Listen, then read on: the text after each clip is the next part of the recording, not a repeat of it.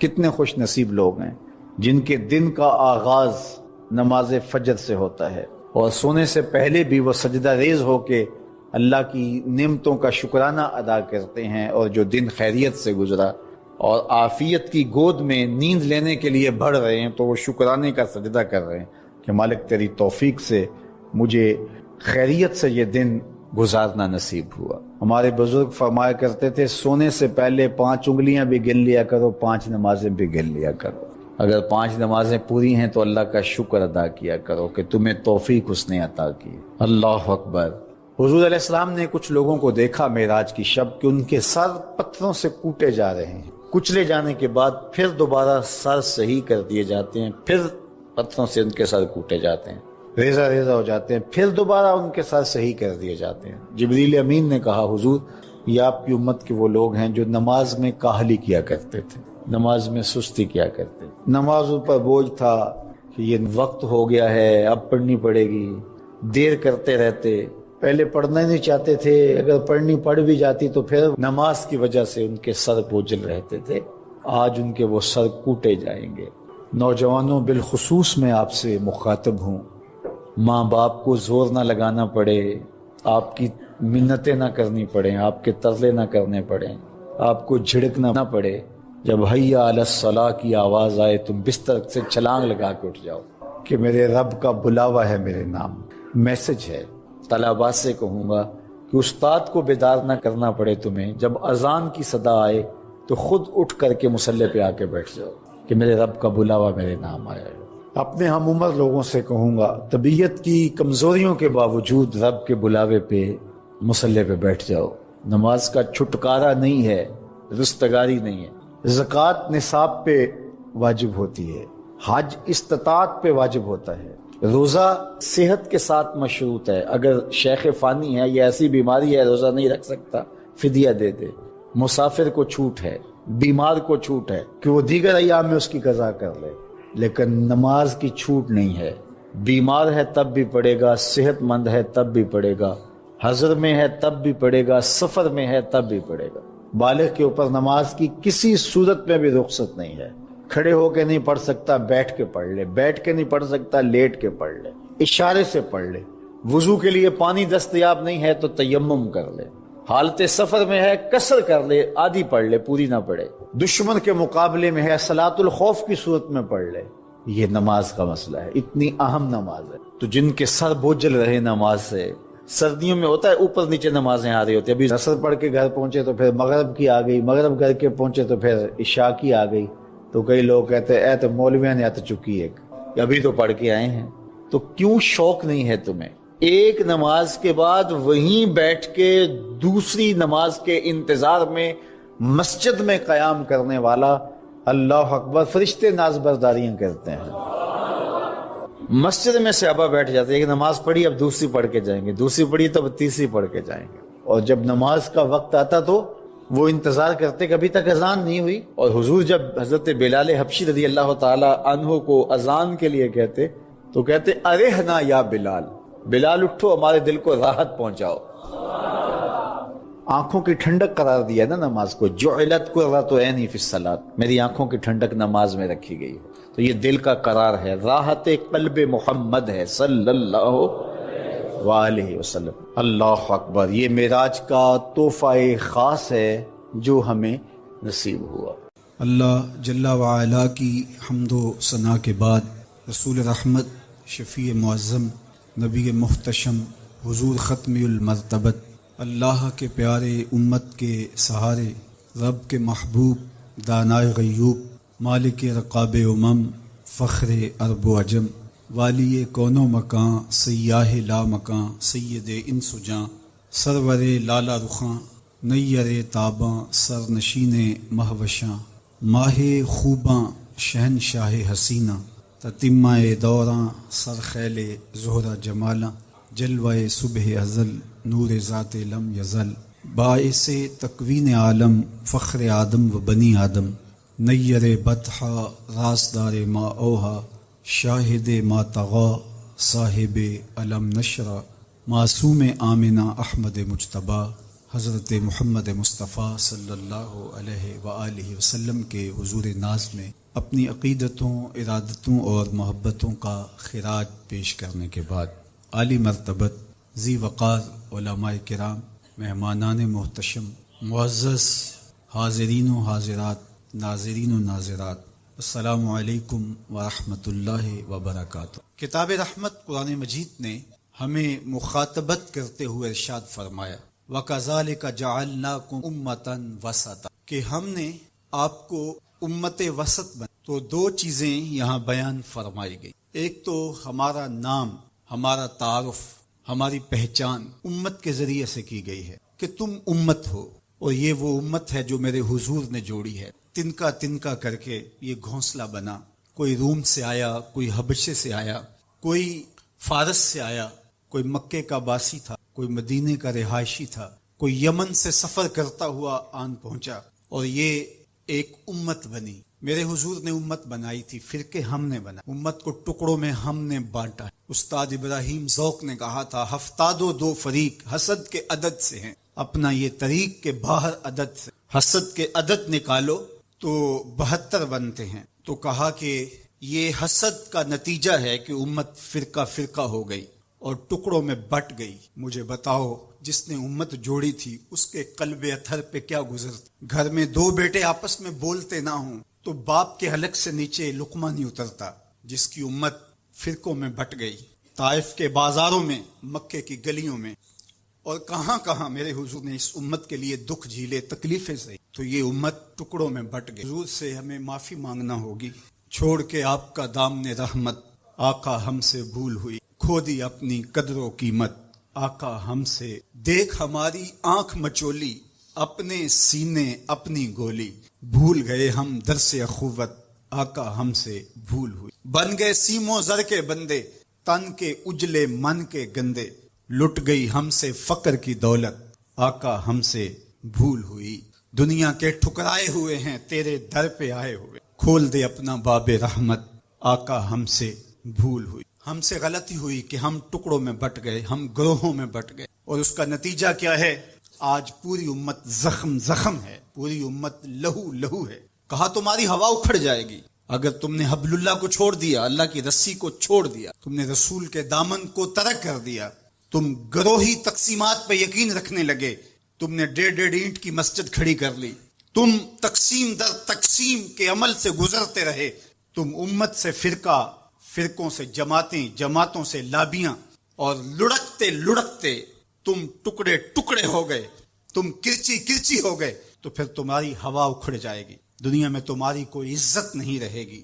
آج حضور کے قلب اطہر پہ کیا گزرتی ہوگی جب شام کی بچیوں کے منہ پہ تماچے مارے جاتے ہیں، جب بغداد میں حضور کی امت خانمہ برباد نظر آتی ہے، جب برما میں آری لے کر کے اعضاء کاٹ دیے جاتے ہیں، جب دشت لیلہ سے لے کے کندھار تک اور غزہ سے لے کے کشمیر تک لاشیں ہی لاشیں بکھری ہوئی نظر آتی، بستی بستی، کریا کریا، صحرا صحرا خون، بستی بستی، کریا کریا، صحرا صحرا خون، امت والے امت کا ہے کتنا سستا خون، امت والے امت کا ہے کتنا سستا خون، شام، قدس، کشمیر اور برما، کس کس کا احوال کہوں، شام، قدس، کشمیر اور برما، کس کس کا احوال کہوں، ہر سو زخمی، ہر سو لاشیں، ہر سو بہتا خون، امت والے امت کا ہے کتنا سستا خون، امت والے امت کا ہے کتنا سستا خون۔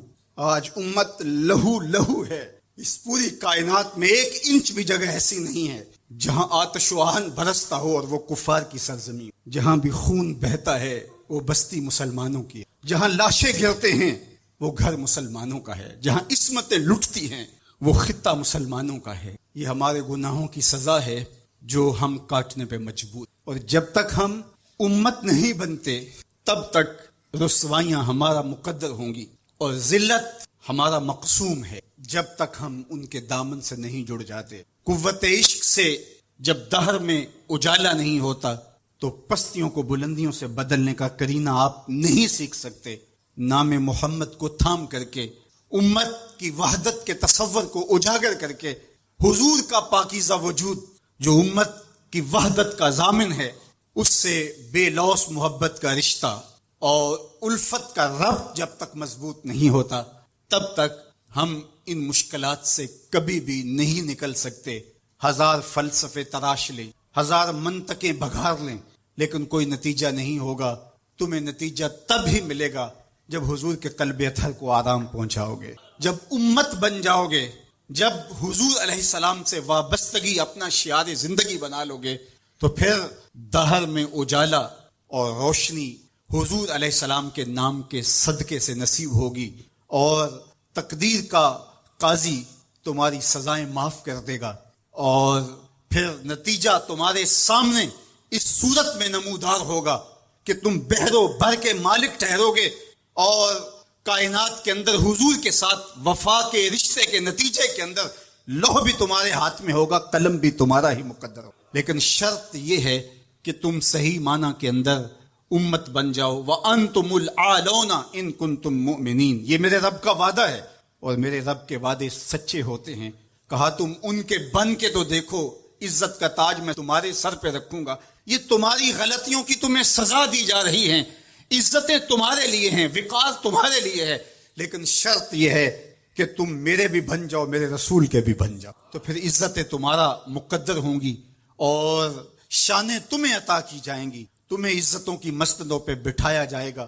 شکوے کی زبان کھلی تو لہجہ تلخ ہوا، اور اقبال بولا کہ صفائے دہر سے باطل کو مٹایا ہم نے، نوع انسانی کو غلامی سے چھڑایا ہم نے، تیرے کعبے کو جبینوں سے بسایا ہم نے، تیرے قرآن کو سینوں سے لگایا ہم نے، پھر بھی ہم سے گلا ہے کہ وفادار نہیں، ہم وفادار نہیں، تو بھی تو دلدار نہیں۔ تو آواز آئی، صفائے دہر سے باطل کو مٹایا کس نے، نوع انسانی کو غلامی سے چھڑایا کس نے، میرے کعبے کو جبینوں سے بسایا کس نے، میرے قرآن کو سینوں سے لگایا کس نے، تھے تو آبا وہ تمہارے ہی مگر تم کے، ہاتھ پہ ہاتھ دھرے منتظر فردا ہو، ہر کوئی مست مئے ذوق تن آسانی ہے، تم مسلمان ہو یہ انداز مسلمانی ہے، حیدری فقر ہے نئے دولت عثمانی ہے، تم کو اسلاف سے کیا نسبت روحانی ہے، وہ معزز تھے زمانے میں مسلمان ہو کر، تم خار ہوئے تار کے قرآن ہو۔ جب تم میرے تھے تو خالد بن ولید کے پاس زہر کی شیشی لے کے پادری آتا ہے، تو حضرت خالد بن پکڑ کے خود اور وہ منتظر ہوتا ہے کہ تھوڑی دیر کے بعد یہ گریں گے اور موت واقع ہوگی، لیکن معمولی پسینے کے بعد حضرت خالد بن ولید کھڑے ہو کے کہتے ہیں میرے رب نے موت نہ لکھی ہو تو موت نہیں آ سکتی، آؤ رب کا ڈر سینے میں پال لو، زمانہ تم سے ڈرنا سیکھ لے، ان کے ہو جاؤ زمانہ تمہارا ہو جائے گا، ان سے وابستگی اختیار کرو پھر زمانہ تمہاری نوکری کرے گا۔ پھر میں اقبال کے لہجے میں کہنا چاہوں گا کہ محمد سے وفا تو نے تو ہم تیرے ہیں، یہ جہاں چیز ہے کیا لوح و قلم تیرے ہیں، پھر کائنات تمہاری باج گزار ہوگی، تمہاری دہلیز کی لونڈی ہوگی، زمانہ تمہارا نوکر ہوگا، شرط یہ ہے تم امت بن، تم نے امت بننا ہے، تم نے رسول اللہ کا غلام بننا ہے، تمہارا لب و لہجہ بتائے ہم حضور کی امت، تمہارا طرز زندگی بتائے تمہارا کردار بتائے، تم ترازو پہ کچھ تول رہے ہو تو لوگ دوسری طرف بھی منہ کر کے کھڑے ہو جائیں، یہ غلط نہیں تول سکتا، یہ امت رسول ہے، تم بول رہے ہو لوگوں کو یقین ہو کہ یہ جھوٹ نہیں بول سکتا، یہ رسول اللہ کا امت، تمہارا طرز زندگی بتائے میں امت رسول، تمہاری وحدت تمہارا زور ہے، تمہاری طاقت ہے، تمہاری توانائی ہے، تو فرمایا وَكَذَلِكَ جَعَلْنَاكُمْ أُمَّةً، ہم نے تو امت بنایا تھا، تم ٹکڑے ٹکڑے ہوئے، تم نے اپنے آپ کو بانٹ لیا، تم ایک دوسرے کا گرے بان نوچنے لگے، تم ایک دوسرے کے جبے پھاڑنے لگے، تم ایک دوسرے کے لیے نفرتوں کے بیج بونے لگے، تمہاری زبانیں انگارے اگلنے لگی، تم چنگاریاں نکالنے لگے، تم ممبر و محراب کے تقدس کو پامال کرنے لگے، تم خواہشات کے غلام بن گئے، تم آرزوؤں کے نوکر بن گئے، تم اپنے نفس کی غلامی میں آ گئے، تم تو غلام تھے آمنہ کے لال کے، تم نے کب سے نفس کی غلامی اختیار کر لی، تم کب سے خواہش کے نوکر بن گئے، تم کب سے نفس کے بندے بن گئے، پھر تمہیں ذلیل نہ کیا جاتا تو اور تمہارا علاج کیا ہے؟ تقدیر کے قاضی کا یہ فتویٰ ہے ازل سے، ہے جرم ضعیفی کی سزا مرگ مفاجات، یہ تقدیر کا فیصلہ ہے۔ عبد القادر روہیلے نے جب ملک تیمور کو قید کر کے اس کی آنکھیں نوکے خنجر سے نکالی اور اس کی حرم کی بیٹیوں اور بہوؤں کو بہنا ناچنے پہ مجبور، لیکن ایک دم نہ جانے اس کو کیا خیال آیا، اس نے سارا اسلحہ اتار کے پھینک دیا اور چارپائی پہ لیٹ کے خراٹے لینے لگے، لیکن وہ بیٹیاں برابر ناچتی۔ عبد القادر روہیلا کھڑا ہوا اور اس نے کہا کہ میں ایک سپاہی ہوں اور اس حالت کے اندر اسلحہ اتار کے خراٹے لینے لگ جائیں، یہ ایک سپاہی کی شان کے لائق نہیں ہوتا، یہ میرا تکلف تھا، یہ میری بناوٹ تھی، مجھے خیال آ گیا کہ میں نے بہت زیادتی کی ہے اور میں یوں لیٹا، میرا خیال تھا کہ تیمور کی کوئی بیٹی میرے ہی خنجر سے میرا گلا چیر دے، لیکن اس کے باوجود تم برابر ناچتی رہی۔ حمیت نام تھا جس کا گئی تیمور۔ اس نے کہا کہ اب میں حق بجانب ہوں جو میں نے آپ کے، اس لیے کہ میرے خنجر کو پڑا ہوا دیکھ کے اور مجھے خراٹے لیتے ہوئے دیکھنے کے باوجود جب تم ناچ رہی ہو تو پھر میں نے غلط نہیں کیا، تمہارا علاج یہی تھا۔ جب ہماری بیٹیاں غیروں کے نرغے میں ہوں، جب ہمارے گلے چیرے جا رہے ہوں، جب شام اجڑ رہا ہو، جب برما میں آریوں کے ساتھ انسانی اعضاء کاٹے، جب بغداد کے اندر اس امت کی شہزادیاں بھیک مانگنے پہ، تو مجھے بتاؤ اس زمانے میں بھی ہم ایک دوسرے کے گریبان نوچیں گے؟ تو پھر جو ہمارے ساتھ ہو رہا ہے یہ ہماری سزا تھی، ہمیں امت بنایا گیا تھا، ہم نفس کے غلام بن گئے، ہم خواہشات کے نوکر بن گئے۔ تو میرے رب نے کہا وَكَذَلِكَ جَعَلْنَاكُمْ أُمَّةً۔ دوسری بات وسط، تمہیں امت وسط بنایا۔ امت وسط اس کے تین معنی امام قرطبی نے، باعظمت امت، باکمال امت، اور تیسرا معنی معتدل امت۔ عظمت کے جس معراج پہ تمہیں بٹھایا تھا وہ کسی اور کا مقصوم نہیں تھا۔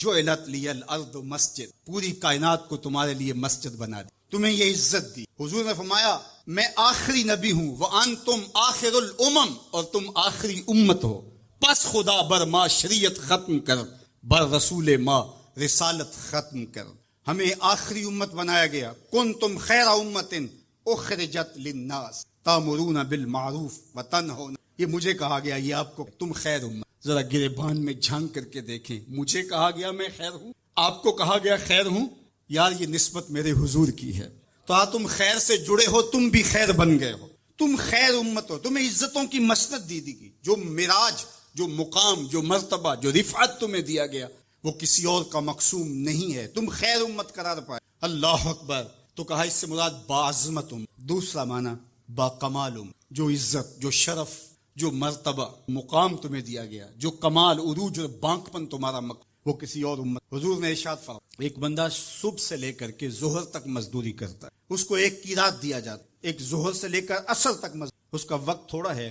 لیکن مزدوری اس کو بھی ایک قیراط دی۔ اور تیسرا شخص عصر سے لے کر مغرب تک مزدوری کرتا ہے، دونوں سے کم تھوڑا وقت لگاتا لیکن اس کو 2 قیراط دیے۔ فرمایا پہلی مثال یہود کی ہے، دوسری مثال نصارہ کی، تیسری مثال میری۔ تھوڑے عمل پر زیادہ اجر، من جاء بالحسنۃ فلہ عشر امثالہ، ایک نیکی کرو گے 10 کا ثواب۔ یہ اس امت کو اعزاز دیا گیا، یہ امت کو تکریم دی۔ ایک بچہ حفظ قرآن کرتا ہے اور اپنے خاندان کے لوگوں کی شفاعت کرتا ہے، بڑھاپے میں اترتا ہے ایک شخص، عمر کی کثرت کی وجہ سے وہ خاندان کی شفاعت کا اہل ہو جاتا۔ کیا کیا شرف نہیں دیے گئے، کیا کیا مقام نہیں۔ اس امت کو عزتوں کی مسند پہ بٹھا دیا گیا۔ قیامت کے دن اعضائے وضو سے چمکتی ہوئی یہ امت سامنے، دور سے پہچانے جائیں گے یہ محمد عربی کے غلام ہیں، چونکہ ان کے اعضاء چمک رہیں گے، روشنی نکل رہی ہوگی ان کے وجود سے۔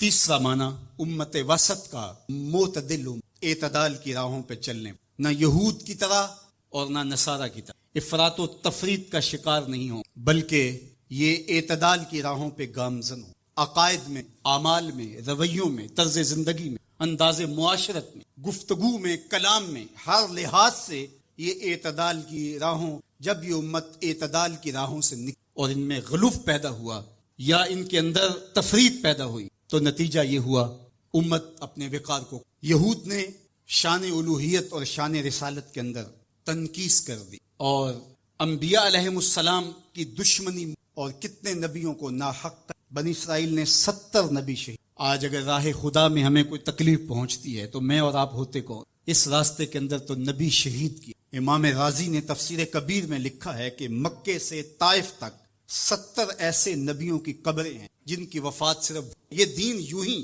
ہمارے تک نہیں پہنچی، یہ قدریں ہمارے تک یوں ہی نہیں پہنچی، ہمارے اسلاف کی قربانیوں کا نتیجہ ہے۔ اور دوسری جانب نصارہ نے انبیاء کے باب میں ایسا غلو اور توحید کے عقیدے کو بھی بگاڑ کے رکھ دیا. حضرت عیسیٰ کو خدا کا بیٹا قرار دے. قانیم ثلاثہ میں مبتلا ہو کر کے 3 وجودوں کو نے معبود قرار دیا اور 3 وجودوں کے مجموعے کو الہ کہا. افراط اور تفریط کی راہوں پہ گامزن ہونے والے گمراہیوں کا شکار ہوئے، لیکن مجھے میرے دین نے، میرے اسلام نے عقیدہ دیا وہ صراط مستقیم کا عقیدہ. اور ہر روز ہر نمازی ہر نماز کی ہر رکعت میں اصالتاً یا وقالتاً یہ کہتا ہے اہدنا الصراط المستقیم. یہ اتنی ضرورت ہے ہماری کہ اللہ سے مستقیم راہ مانگے کہ چونکہ دونوں جانب لڑکنے کے اندیشے لمحہ لمحہ موجود، پھر اس کو اجالنے کے لیے آگے کہہ دیا کہ غیر المغضوب علیہم ولا الضالین، یعنی نہ تو گمراہوں کا راستہ اور نہ جن پر تیرا غضب ہوا ان کا راستہ، نہ افراط نہ تفریط کی راہ. مالک مجھے مستقیم راہوں کا مسافر رکھنا، سیدھی راہ پہ گامزن، کیونکہ سیدھی راہ پہ گامزن ہونا ہی ہدایت کی علامت ہے. جب ترازو کے دونوں پلڑے برابر رہتے ہیں تو اس کو عدل کہتے ہیں. اسی سے اعتدال نکلا ہے. کوئی پلڑا جھکا نہیں تو عدل کا نظم خراب نہیں ہوا. تم لمحہ لمحہ عدل کی راہوں پہ گامزن رہو گے، اپنا محاسبہ کرتے رہو گے، اپنے عقائد کا محاسبہ کرتے رہو گے.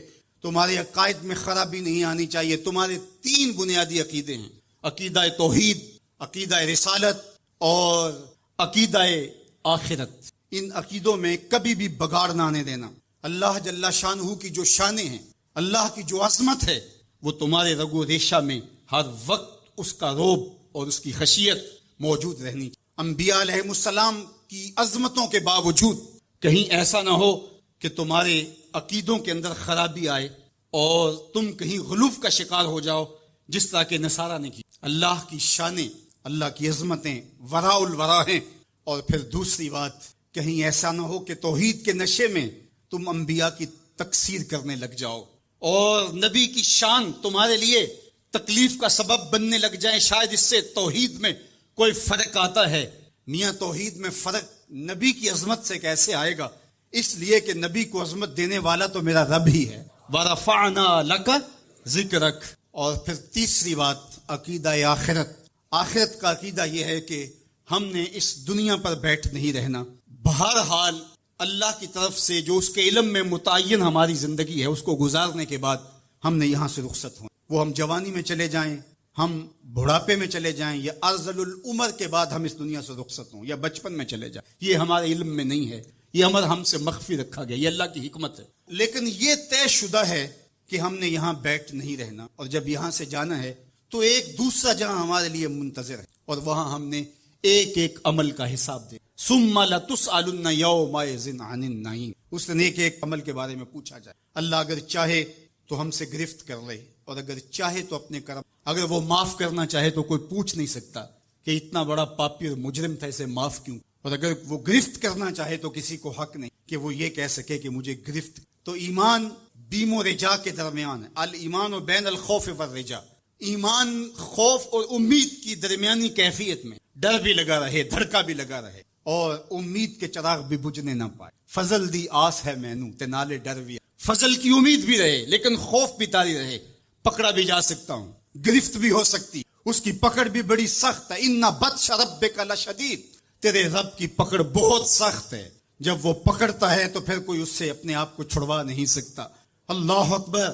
تو اس کی پکڑ کا خوف بھی رہے لیکن وہ کریم بھی، وہ معاف کرنا چاہے. ما یفعل اللہ بعذابکم. وہ تمہیں عذاب دے کے کیا کرے گا؟ اگر تم اس کا شکر کرنا سیکھ جاؤ تو وہ تو تمہارا رب ہے، تمہیں عذاب دے کے کیا کرے. تو امید بھی روشن رہے اور خوف بھی طاری رہے. تمہید الایمان کے اندر شیخ عبدالحق محدث دہلوی علیہ رحمہ حضرت سیدنا عمر رضی اللہ تعالیٰ عنہ کا قول بیان کرتے ہیں کہ وہ فرماتے ہیں کہ اگر مجھے یہ پتا چلے کہ سارے لوگ جنت میں جائیں گے، ایک شخص جہنمی ہوگا، تو میں ڈرتا ہوں کہیں وہ ایک میں ہی نہ ہو. اور اگر مجھے یہ پتا چلے کہ سارے لوگ جہنم میں جائیں گے اور ایک ہی جنت میں جائے گا تو مجھے امید ہوگی شاید وہ میں ہی ہو جائے. اور ہم کہتے ہیں فلاں اگر جنت میں چلا گیا، فلاں اگر بخشا گیا تو میں بھی چلا. ہم نے اپنی آخرت دوسرے سے جو فلاں بخشا گیا تو میں بھی بخشا جاؤں. وہ کہتے ہیں اگر سارے جنت میں جائیں، یہ خبر ہو کہ ایک نے جہنم میں جانا ہے، تو میں ڈرتا ہوں کہیں وہ میں ہی نہ پھنس جاؤں. ایک بچہ تھا گھر سے روتا ہوا نکلا اور جنوں کے اندر آنسو بہاتا. درویش ملا، اس نے کہا مجھے میرے حضرت خواجہ محمد یعقوب مصطفیٰ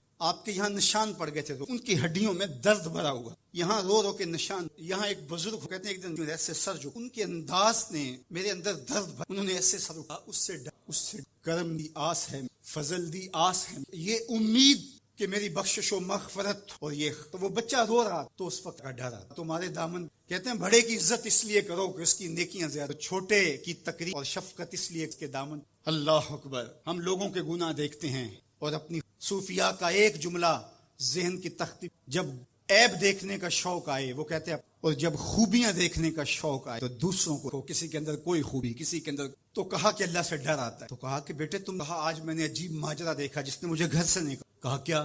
کہا کہ میری ماں کھانا پکانے کی, اس نے لکڑی, تو لکڑیوں کو آگ نہیں, اس نے چھوٹی چھوٹی ان کو آگ لگی تو پھر بڑی لکڑیوں, تو میں روتا گھر سے بھاگ, کہیں ایسا نہ ہو کہ قیامت ان بڑے بڑے مجرموں کو آگ نہ. تو جب خوف سرایت کرتا ہے تو یہاں عمر نہیں دیکھی جاتی, اور بڈھا پاپی سب سے بدترین شخص وہ ہے جو بڑھاپے کے باوجود بدکاری نہیں. کہتے ہیں جب کوئی بندہ 40 سال کا ہوتا ہے پھر اس کا عذر باقی نہیں رہتا, 40 سال تک اس کا عذر باقی رہتا ہے, لیکن جب 40 سال کا ہو جائے, اب سن کہولت میں آ گیا, اب اگر وہ گناہ کرتا ہے تو ہڈیاں کمبن, گوڈے کھڑکن تے اڑ گیا لکت, اجے بھی بدیوں باز نہ آئیوں, جیو مرد دلیرا. یا ایھا الانسان ما غرک بربک الکریم. میرا رب پکار پکار کے کہہ رہا ہے, او بھاگنے والے انسان آجا پلٹ کے, تیرا رب بڑائی کر. میں یہ بات 100 بار کہی, میرے سننے والے مجھ سے 1000 بار سن چکے, لیکن لفظوں کی چاشنی اور امید کی ایسی جگمگاتی کرنیں روشن ہوتی ہیں کہ دل میں چراغاں ہو جاتا ہے. اور جب میں یہ بول رہا ہوتا ہوں تو میرے اندر پھل جڑیاں پھوٹ رہی ہوتی ہیں, اور اللہ کے تشکر کے اندر درد کی کیفیت بھی پیدا ہو رہی ہوتی ہے کہ وہ رحمت بھرے لہجے میں پکار کے کہہ رہے, سرکش کو, متمرد کو, باغی کو, جو اس کی دہلیز چھوڑ کے بھاگ گیا, او بھاگنے والے آجا پلٹ کے, تیرا رب بڑا ہی کریم. کوئی ایسے بھی آواز دیتا ہے, کوئی ایسے بھی مجرم کو پکارتا ہے. یہاں رک کے میں ایک اور جملہ بھی کہنا چاہتا ہوں. اعتدال میں حقوق اللہ اور حقوق عباد کی تقسیم کی اور اس کا اپنا معنی متعین کیا, وہ ایک مشہور تو ہے لیکن حقیقتاً وہ معنی متعین نہیں ہے. اللہ کے حق فائق ہے مخلوق کے حق سے. عمومی طور پہ کہا جاتا ہے یار حقوق اللہ کی خیر ہے, بس حقوق عباد کا خیال رکھو, یہ عمومی بات کہی جاتی ہے. تو یہ بات اچھی طرح ذہن نشین کر رہے ہیں, یہ بھی آپ کے اعمال میں اور آپ کی افکار میں اور آپ کے نظریات میں غلوف پیدا ہو گیا کہ آپ نے اللہ کے حق کو کمتر سمجھ لیا اور مخلوق کے حق کو غالب سمجھ لیا. ایسا نہیں ہے, اللہ کے حق سب سے زیادہ ہیں. اللہ تعالیٰ قرآن مجید میں ایک موقع پر ارشاد فرمائے, وما قدر اللہ حق کا قدر, انہوں نے اللہ کی قدر کا حق کی ادا نہیں کی. وہ تمہارا خالق لگتا ہے, خالق کے بڑھ کے حق کس کے زیادہ ہو. تو جو مختلف روایات کے اندر حقوق العباد کی طرف توجہ دلائے گی تو اس کا مطلب یہ ہے, مفہوم یہ ہے کہ اللہ تو وہ معاف کر, بندہ تو معاف نہیں کرے گا. بالخصوص قیامت کے دن جب پھنس گیا اور اس کی اپنی بدعمالیاں بھی اس کے پاس ہوئیں اور کسی نے اس کا حق غصب کیا ہوا ہوگا, تو پھر کیا ہوگا؟ اب وہ تو خود پھنسا ہوا ہے تو وہ کبھی نہیں چھوڑے گا. اب اللہ تعالیٰ کس طرح اس معاملے کا حل فرمائے گا کہ یہ شخص جس نے حق کھایا ہے, جس نے زیادتی, تو اس دوسرے شخص کو اپنی نیکیاں لینے کے باوجود بھی اگر وہ پاپی اتنا بڑا ہے کہ کام نہیں اور اس ذمے قرض بھی باقی رہے, تو پھر یہ اس کو اپنے, تو اب قیامت کے دن کون چھوڑ؟ جہنم کی دہکتی ہوئی آگ سامنے ہوگی اور ایک بندہ پھنسا ہے اور یہ بھی پھنسا ہوا ہے, تو اس کی جان اس کو اپنے گناہ دے کے اس کی نیکیاں لے کے چھوٹ رہی ہے, تو وہ کیسے معاف کرے گا؟ وہ نہیں معاف کرے گا. اس لیے اس معنی کے اندر کہا کہ حقوق العباد میں کوتاہی نہ کرنا, اس لیے کہ اس کی معافی نہیں کرے گا. وہ اس کے پاس ایک چیز ہاتھ لگ جائے گی وہ تو غنیمت سمجھے گا. تو اس کا یہ مطلب بھی کہیں نہیں ہے کہ بندے کے حق کہیں غالب اور زیادہ ہیں, اللہ کے حق کم ہیں.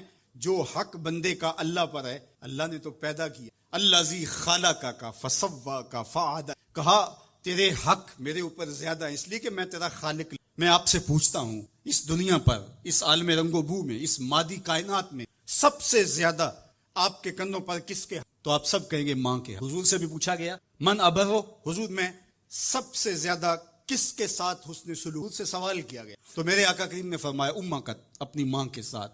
تو اس نے پھر دوبارہ سوال کیا, پھر حضور نے فرمایا اپنی ماں کے ساتھ. پھر کہا حضور میں سب سے زیادہ نیکی, میرے حسن سے زیادہ حقدار کون؟ تو آقا کریم, تو پھر اس نے چوتھی مرتبہ فرمایا تیرا. 3 مرتبہ حضور نے ماں کا. علماء نے یہاں لکھا کہ والد اولاد کی تربیت کرنے کے لیے مشقت سہتا ہے, کمائی کرتا ہے, یہ ایک مرحلہ ہے. ماں 9 ماہ تک اس نے پیٹ میں, ایک مرحلہ. پھر ولادت کا دوسرا مرحلہ, زچہ بچہ دونوں کے لیے موت و حیات کی, اور تیسرا مرحلہ اس کی تربیت کا جس کا باپ شاہ. ماں کے 3 حق بیان کیے. اور باپ کا ایک مجھے بتاؤ، وہ ماں اور وہ باپ اولاد کو آنکھوں کا تارا اور نظر کہتی، کیا اس کے حق ساری زندگی بھی کوئی لگا رہے تو ادا کر سکتا؟ کسی نے کہا کہ میں نے ماں کو اپنے کندھوں پہ اٹھا کے حج کروایا اور موسم میں حدت اور گرمی اتنی تھی کہ گوشت کا ٹکڑا زمین پہ پتھر پہ ڈال دیا جاتا تو وہ بھن کے کباب بن جاتا، کیا میں نے حق ادا کیا؟ کہا تیری ولادت کے وقت اس نے تکلیف سہی، اس تکلیف کے ایک جھٹکے کا حق بھی ادا نہیں۔ یہ تیری ماں ہے، کیا تو اتنی بے وفا ہو گئی ہے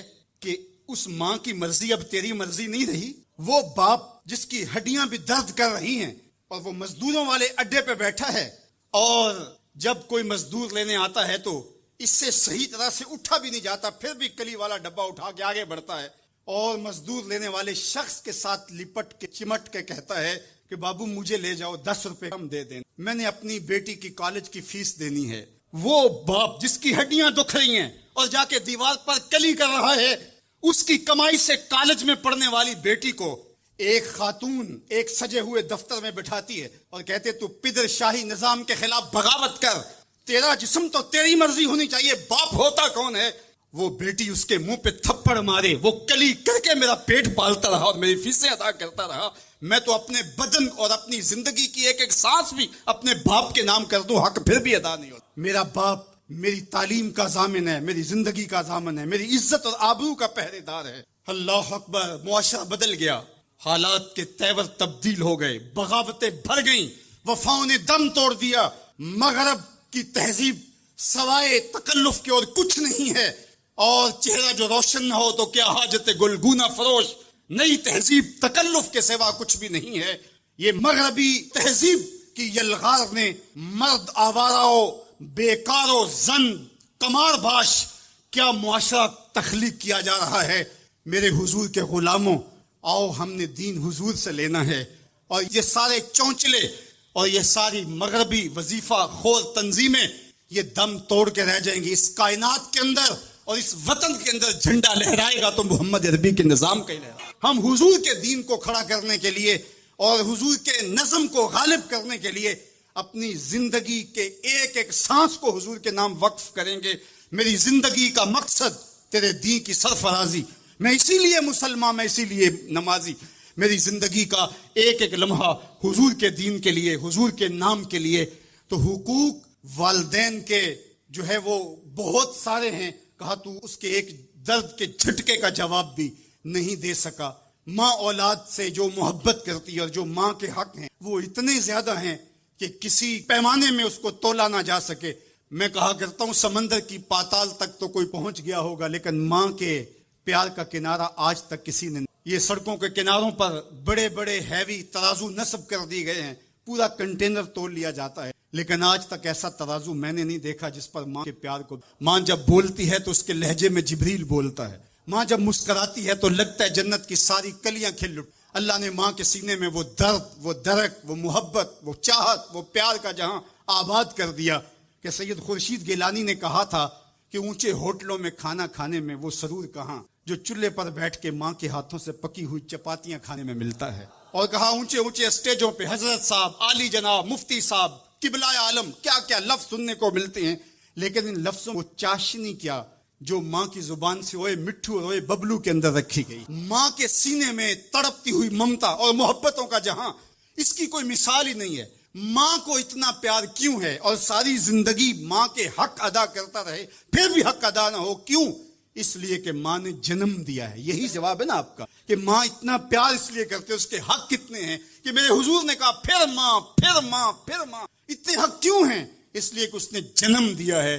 میرے جملے کو بار بار آپ نے سنا ہوگا، پھر سن لیجئے، جس نے جنم دیا ہے اس کو اتنا پیار ہے اور اس کے اتنے حق ہیں، تو جس نے خلق کیا ہے اس کو کتنا پیار ہوگا اور اس کے کتنے حق ہوں۔ تو اللہ کے حق غالب ہیں۔ تو یہ جو حقوق العباد کی تلقین کی جاتی ہے تو اس کا مفہوم یہ ہے کہ اس کی معافی نہیں ہوگی۔ انسان ہے، نہیں معاف کرے گا، وہ کریم ہے، معاف کر دے گا۔ تو اس کا یہ مطلب